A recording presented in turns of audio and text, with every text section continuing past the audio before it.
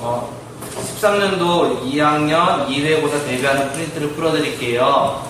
문제 수는 32문제고요. 시험 문제 수와 비슷하지만 여기에는 시험 문제에 있는 내용도 있고요, 없는 내용도 있고요. 전체적으로 전 단원에서 이런 거 공부해야 된다라고 프린트를 만들었습니다. 시험 문제 푸는데 도움은 조금 될 거고요. 열심히 공부를 하시기 바래요. 1번, 여러분들 시험 범위가 총 3개의 단원이에요. 내용별로 보면 첫 번째는 물질의 결합을 공부하는 거, 이게 아마 3단원 내용일 거고요. 4단원에서는 소화, 그 다음에 순환.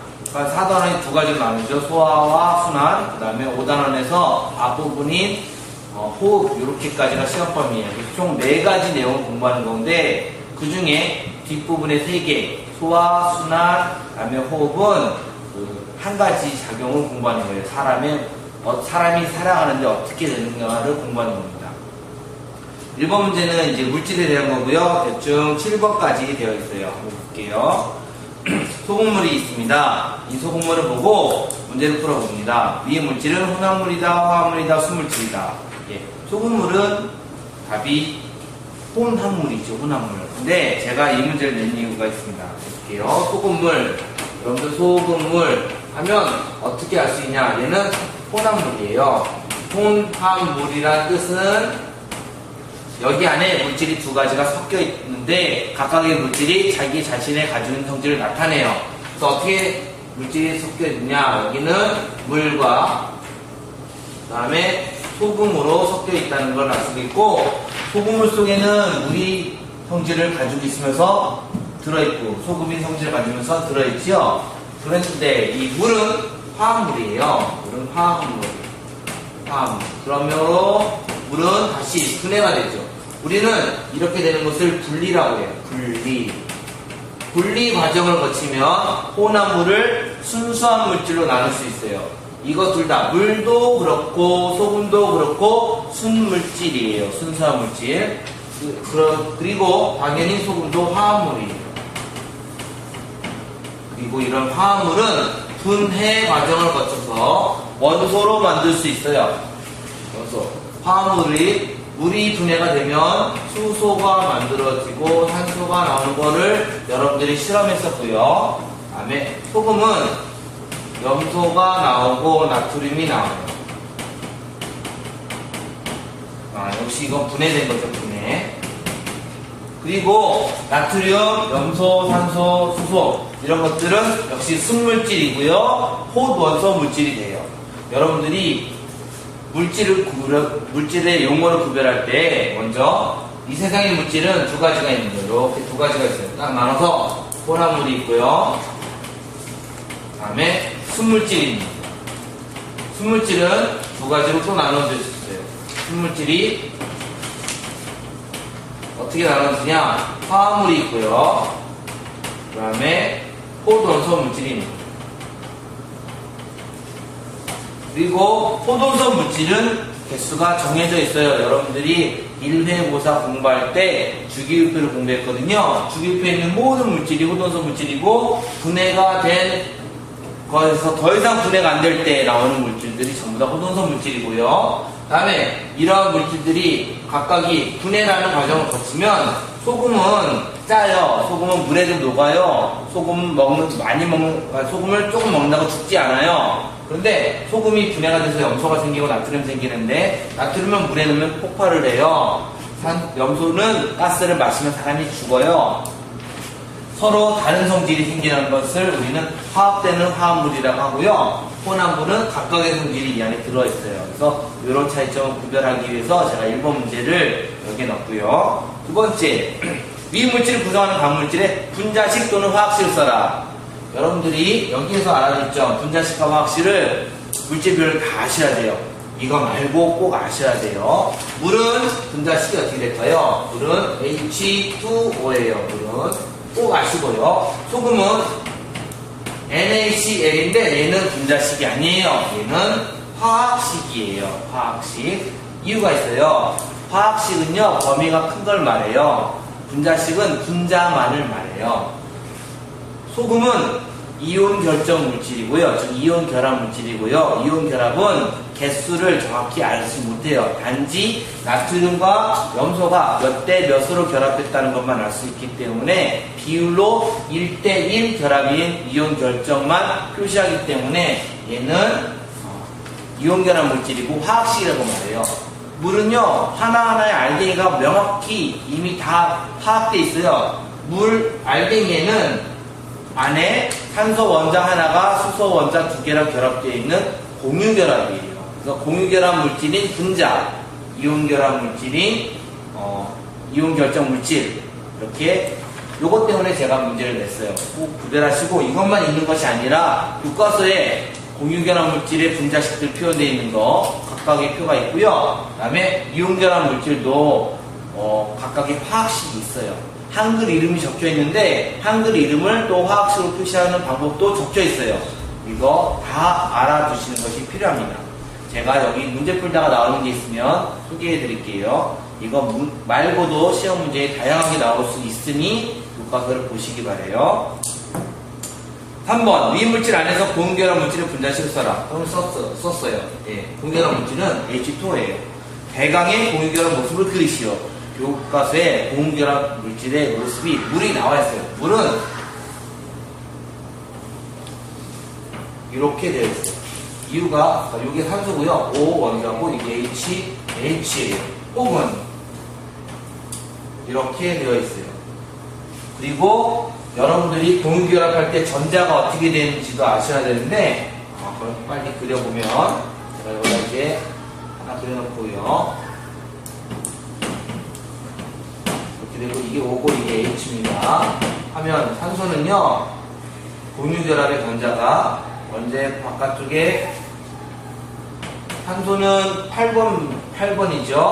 안쪽에 전자 2개, 바깥쪽에 전자가 하나, 2개. 하나, 2개는 공유결합에 관여하지 않는 전자, 2개는 공유결합에 관여하는 전자고요. 다음에 제가 색깔을 바꿔서 이렇게 쓰는 요 전자들은 원래 산소의 전자가 아니었고요. 플러스 1에 수소의 전자가 이렇게 플러스 1에 수소의 전자가 이렇게 공유결합이 되는 거예요. 그래서 이 모양이 이렇게 쓸 수가 있어요. 여러분들이 공유결합 되는 것도 아셔야 될 거고요. 물의 대강의 분자 모습도 아셔야 될 겁니다. 그 다음에 4번 위물질 안에서 이온결합 물질의 화학식을 쓰고 대강의 이온결합 모습을 그리시오. 이제 이거 비슷하게 풀어볼게요. 이온결합 물질은 여기 여러분들이 쓴 NaCl이지요. NaCl은 어떻게 되어 있을까요? 이거는 이렇게 NaCl, 일반적으로 Cl이 더 이제 덩치가 크다고 알려져 있어요. 이렇게 결합되어 있는 게 아니에요. 이렇게 그리면 틀려요. 왜냐? 얘네는 이렇게 되어 있는 것이 분자 형태로 되어 있지 않고요. 이것의 그룹으로 되어 있어요. 최소한 NaCl 이 되어 있고 여기 플러스, 여기 마이너스 이온. 얘는 확실하게 이온으로 되어 있어요. 그리고 얘네가 이렇게 Cl 마이너스 Na 플러스. 그 다음에 입체적으로 여기에 염소, 여기에 나트륨, 여기에 염소 원자 이렇게 덩어리가 되어 있어요. 이거 우리 교과서에 이렇게 입체로 표현된 그림이 교과서에 있어요. 이 그림을 그리시면 되는 거예요. 뭐 시험 문제에 이렇게 그림을 그리라고는 안 나왔겠지만 그림을 보고 판단할 수는 있겠죠. 이처럼 여기에서 알 수 있는 사실은 나트륨 이온이 2개, 다음에 염소 이온이 2개. 그러니까 2개 대 2개니까 1대 1 이렇게 비율로 쓰는 것이 화학식이고 여기에 공유결합 분자식과 다른 거라는 것을 알 필요가 있어요. 화학식은 비율을 여기에 써요. 비율이 다른 것도 있죠. 예를 들어서 CL2는 마그네슘 원자, 마그네슘 이온 하나에 염소 이온이 2개씩 결합하는 비율이 되는 거예요. 1대2로. 그러니까 마그네슘 이온이 30개 있으면 염화 이온은 60개가 있다라는 거를 이 비율로 알 수가 있어요. 1대1. 1은 쓰지 않기 때문에 여러분들이 안 써져 있으면 1이라고 알 필요가 있습니다. 5번 문제 볼게요. 이번 문제 이제 이거 지워도 되죠? 이온결합 물질의 일반적인 특징은, 이온결합 물질은요, 이런 특성이 있습니다. 여기 볼게요. 일반적인 특징. 금속끼리만 구성되어 있다. 이건 금속결합이에요. 배우지 않았지만 나중에 알게 될 거예요. 금속결합. 비금속끼리만 구성되어 있다. 비금속끼리만 구성되면 거의 다 공유결합이에요. 공유결합. 그 다음에 전자를 서로 같이 가지는 구조이다. 같이 가지는 거라고 생각하니까 공유결합이에요. 그래서 전자 이동이 있다. 이게 이온결합 물질이에요. 전자 이동이 있다. 지금 무슨 소리냐? 원자가 전자를 가지고 있었는데 얘가 전자를 줘요. 그러면 가지고 있었던 애가 주면 전자가 없어지니까 양이온이 되는 거고, 그 다음에 받았으면 음이온이 되는 거죠. 그래서 4번에 이온결합 모습을 그리시오와 연결하면 이렇게 되겠어요. Na 플러스가 생기는데 Na 플러스는 어떻게 생길까요? 여기 NA가 이렇게 화살표로 만들어져요. 이거를 전자로 그리면 NA는 11번이죠. 11번이니까 플러스 11, 하나, 둘, 바깥쪽에 하나, 둘, 셋, 넷, 다섯, 여섯, 일곱, 8개가 되고 바깥쪽에 전자 하나가 있는 게 NA인데 화살표로 돼서 얘가 플러스 11, 전자 2개, 하나, 둘, 셋, 넷, 다섯, 여섯, 일곱, 8개 비활성 기체처럼 가지고 요거 하나를 밖으로 던져버릴 거예요. 그래서 얘가 플러스 11인데 마이너스는 하나, 둘, 셋, 넷, 다섯, 여섯, 일곱, 여덟, 아홉, 10개니까 플러스가 하나 더 많죠. 그래서 얘는 Na 플러스가 되는 거예요. 이렇게 되고 이게 나트륨 이온, 나트륨 원자, 나트륨 이온 전자 하나 나왔는데 이 전자를 염소가 가져요. 염소가 가지니까 염소는 음이온이 되는 거죠. 그래서 그 결합이 아까 전에 제가 그렸던 모습으로 되는 거예요. 그것에 그림이 되어 있으니까 이 그림 꼭 확인하시기 바래요. 꼭이라고 했습니다. 그리고 하나 더 여기 이제 제가 예로 들지 않은 거 답을 만들기 위해서 예로 들지 않은 거 있어요. 이온결합 물질 일반적인 특징. 답은 전자 이동이 있다고요. 하나 더 있어요. 이온결합 물질을 딱 구별하는 방법. 비금속 더하기 금속이다. 이온결합 물질은 비금속 더하기 금속이에요. 이런 게 다 이온결합 물질이에요. NaC에 보시면 금속이고요, 비금속이고요. MgO 금속이고요, 비금속이고요. 예를 들어서 MgSO4 S 황이고요, O 산소인데 비금속이죠. 이거 금속이에요. 그래서 이것도 이온결합 물질이에요. 이런 식으로 앞쪽에 금속이 적혀 있고요, 뒤에 비금속이 적혀 있으면 99% 정도는 전부 다 이거 이온결합 물질이에요. 그리고요, 한글로는 이렇죠. 영화, 나트륨 뒤에 금속이 되어 있어요. 한글로는. 여러분들이 그러므로 3단원의 시험 범위를 알기 위해서는 최소한 20번까지의 원소 기호와 원소들의 이름은 알아야 문제를 명확히 풀 수 있고 20번까지 중에서 뭐가 비금속이고 뭐가 금속인지 아셔야겠습니다. 6번 그림. 6번 그림 딱 봤더니요, 아까 전에 그랬던 거랑 비슷하고 이거는 물 분자를 표현한 거네요. 근데 제가 물 분자라고 표현하지 않았습니다. 잘 보시면 분자식을 표현하시오가 있습니다. 여기 보니까 큰 동그라미는 A, 작은 동그라미는 B로 표현해라. 그러니까 봅시다. 큰 동그라미 A, 작은 동그라미 B인데 A는 몇 개 있을까요? 하나 있습니다. B는 몇 개 있나요? 2개 있습니다. 이를 쓸 필요가 없으니까 지우고, 지워서 이렇게 A 딱 쓸 겁니다. 근데 얘는요, 이게 하나만 그려져 있는 거잖아요. 하나. 공유결합 물질 하나. 그래서 그림을 딱 봤더니, 우리의 문제를 봤더니 이 덩어리가 3개 있었어요. 마치 이거하고 똑같아요. 자, A, B 2개. 이게 첫 번째 그림이고요. 두 번째 그림도 A, B 2개. 세 번째 그림도 A, B 2개인데 이거를 전부 다 더하면 3의 A, B 2개. 여러분들 수학 시간에 A 더하기 A 더하기 A, A 더하기 A 더하기 A는 3A라고 쓰잖아요. 요거랑 똑같이 계산하는 거예요. 그리고 이렇게 써서 A는 하나 있다, B는 2개 있다, 고유결합이다 알 수 있습니다. 그런데 뭔가 좀 이상하죠? 이거 물이라고 했는데 답은 이겁니다. 답은 지금 명확하게 답은 나왔고요. 실제 물은 이렇게 표현이 안 되죠. 실제 물은요. H2O라고 합니다. 그러므로 여러분들이 만약에 가로 안이 없다면 이거 물이네 라고 써야 되고 답이 이게 되겠죠. 가로가 없다면입니다. 답이 이게 될 겁니다. 근데 이 경우 아까 썼을 때 A, B, 2였잖아요. 즉 알파벳이 앞에 나왔고 뒤가 B였잖아요. 근데 이 경우는 알파벳이 이상하잖아요. 순서가. 예.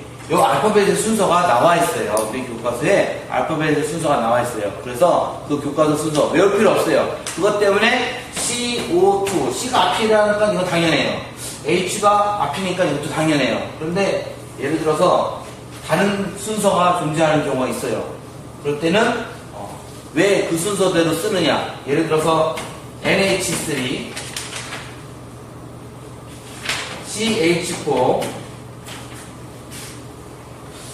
이 경우는 확실하게 H가 원래 알파벳 순서상 앞에 있잖아요.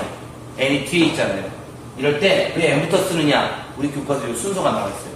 B, C, N 뭐 이렇게 순서가 되어 있어요. 제가 또 외우지 못했어요. 그래서 그 순서에 따라서 분자식을 표현하는 거니까 그 순서는 알아둘 필요가 있어요. 외우지는 마시고요. 순서에 따라서 표현했다.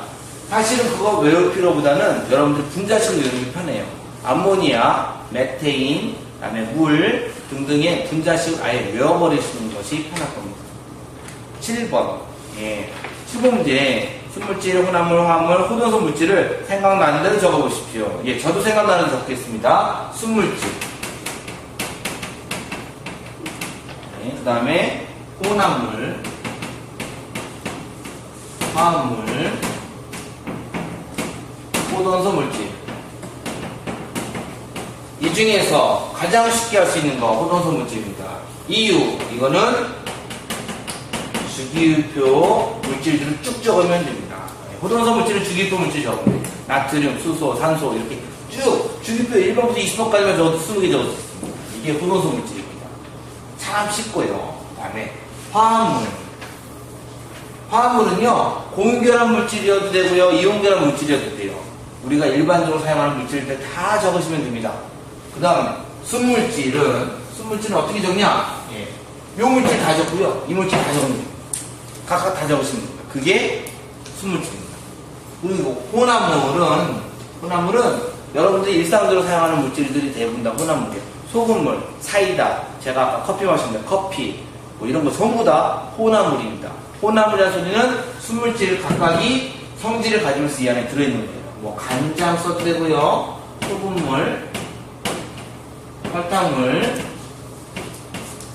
그 다음에 예를 들어서 여러분들이 밥이라고 생각하는 것도 혼합물이 되겠고요, 옷감도 혼합물이 되겠고요, 예를 들어서 원유 같은 경우 여러분 석유 제품 알죠? 대표적인 혼합물이 되겠죠. 그 다음에 술, 부모님들이 드시는 술 이런 것도 다 혼합물이 됩니다. 그래서 혼합물은 각각의 성질이 다 들어있다.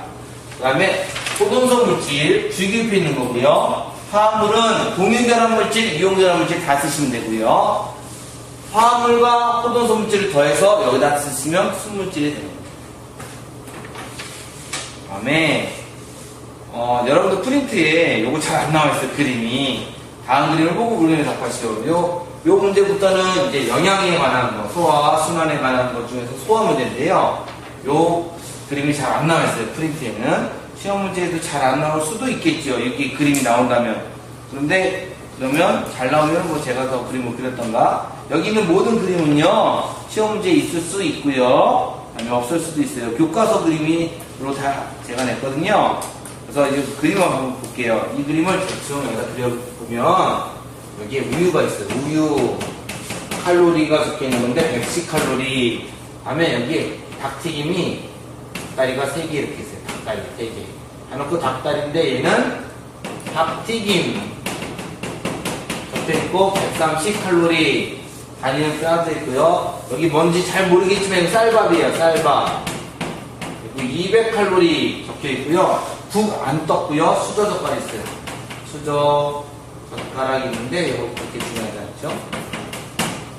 이 그림을 잘 모르시겠으면 이 그림 부분에 이제 풀면 됩니다.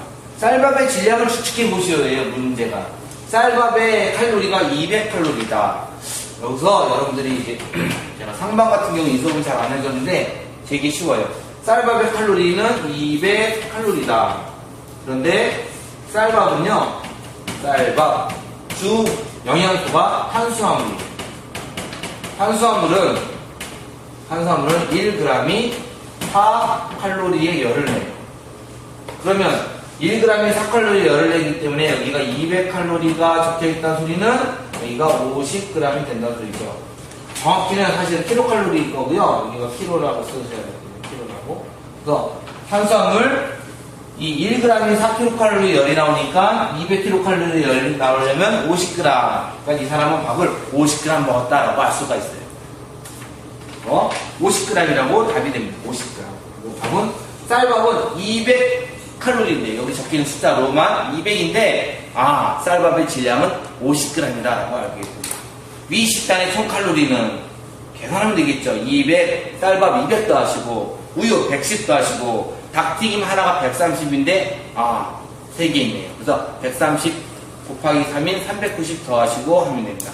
더하기는 제가 안 할게요. 여러분들 하시면 될 겁니다. 이 식단을 바르게 고친다면 닭튀김 3개가 거슬리지요. 그래서 닭튀김 중에 과감히 2개의 닭튀김은 반납을 하시고 야채 혹은 국 이런 것도 넣어야 되겠죠. 왜 어떻게 해야 될까? 10번 문제를 제가 여기 내면서 시험 공부나 아니면 여러분들이 꼭 알아야 될 게 바로 식품 피라미드예요. 교과서에 식품 피라미드가 있거든요. 이 식품 피라미드에 곡류가 들어가고 그 다음에 야채가 들어가고 그 다음에 고기가 들어가고 피라미드 순서. 그러므로 여기 없는 거 야채, 곡류는 밥이 들어있지요. 야채, 뭐 콩나물이든 시금치든 이런 게 들어가야 되고 국에서도 무나 이런 게 들어가면 더 좋은 식단이 되겠죠. 위 식단에서 부족한 영양소. 그러면 이제 영양소에 대해서 아셔야 되는데 영양소는 총 몇 가지 종류가 있냐면 6가지가 있어요. 선생님이 배울 때만 해도 영양소 5가지만 배웠는데 6가지 늘었어요. 는 것도 아니지만 영양소는 먼저 탄수화물이 있고요. 그 다음에 단백질이 있고요. 그 다음에 지방이 있고요. 제가 순서대로 3개를 적었는데 이 3개가 3대 영양소죠. 그 다음에 비타민이 있고요. 그 다음에 무기, 염류. 어떤 데는 똑같은 뜻으로 무기질이라고 쓰기도 하고요. 물이 있어요. 물도 영양소라고 이제 우리 교과서에 표현이 됐으니까 6가지가 있는데 딱 봤더니 먼저 탄수화물 밥에 들어있지요. 그 다음에 단백질 닭튀김에 들어있지요. 튀김이니까 지방이 들어있겠지요. 우유 단백질 있죠. 우유도 저지방 우유 고지방 우유 있으니까 지방이 들어있겠지요. 그러면 부족한 영양소는 비타민과 무기염류가 사실은 조금씩 들어있어요. 우유에도 들어있어요. 하지만 비타민과 무기염류가 많은 것은 야채 이런 거니까 부족한 영양소 비타민 무기염류입니다. 물은 충분히 있겠죠. 이 식단에서 규례 반응을 일으킬 수 있는 음식물. 규례 반응, 여러분들 이제 15번 문제와 관련되는 거니까 답은 우유입니다. 잠시 뒤에 설명해 드릴게요. 13번 에너지원, 영양소, 3대 영양소에서 3대 영양소 함은 몸을 주로 구성하거나 에너지원으로 사용되는 3가지 영양소예요. 탄수화물, 단백질, 지방입니다. 그러므로 에너지원으로 가장 많이 사용되는 건 답은 탄수화물입니다. 3대 영양소 중에서 에너지원으로 가장 많이 사용되는 건 탄수화물입니다. 그 다음에 탄수화물 다 썼을 때 지방 쓰고 단백질 씁니다. 단백질 먼저 쓰고 지방 씁니다. 지방이 맨 나중이고 살 빼기 힘든 이유입니다. 그 다음에 이 식단에서 사람의 몸을 구성하는 성분은 가장 적은 거. 여기 영양소 중에서 사람의 몸을 구성하는 것 중에 가장 적은 것은 탄수화물입니다. 그래서 13번 답과 14번 답이 전부 다 똑같이 쌀밥입니다. 쌀밥.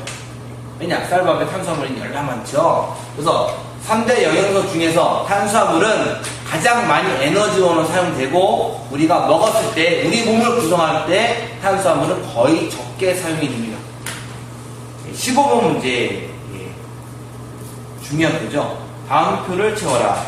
오른쪽에 영양소, 왼 아래쪽에 검출 용액이 다 적혀 있습니다. 그 다음에 빈 칸은 반응이 안 된다는 뜻이고요. 가로 안에 반응을 적으시는 겁니다. 이거 제가 설명하지 않고 이거 딱 보고 딱 적었다면 아, 시험 공부 잘한 거죠? 한번 보겠습니다. 제가 쭉 적을 텐데 잘 맞춰주시기를 바랍니다.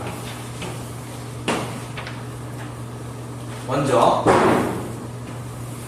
아이오딘 이쪽 뜻되는 걸로 할게요. 아이오딘이 반응돼서 되는 것은 탄수화물입니다.